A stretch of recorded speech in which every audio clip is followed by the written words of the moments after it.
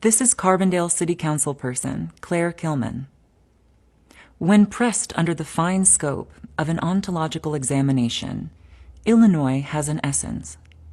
Being an Illinoisan has always meant safeguarding the interest of individual self-determination.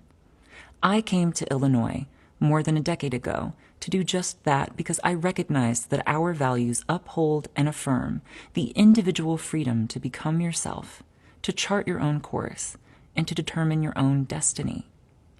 In Illinois' history, stretching back to the Civil War, we have definitively answered the question of whether being an Illinoisan means you own your own body.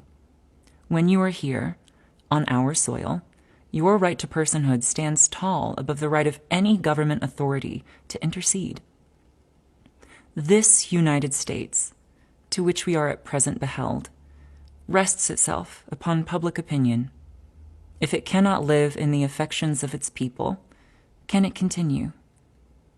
I can't sit idly by while Illinois, a state I love most dearly, and our people will be subjected to becoming targets of a reorganized federal bureaucracy of sycophants and informants, turning Illinoisan against Illinoisan, persecuted as political dissidents in retributive discriminatory campaigns to silence critical thought, stripped of federal recognition and funding for the sake of our values and shared way of life, and denied access to medical care so vital to Illinoisans and the residents of our surrounding region. Our continued participation in the United States will, at best, make us passively complicit. At worst, it would be morally corrosive by forcing our active compliance. In the spirit of what it means to be an Illinoisan, it is with the utmost sincerity, thought, and care that I advocate that Illinois secede from the United States of America. To wait for the worst to come is to rob ourselves of a life worth living.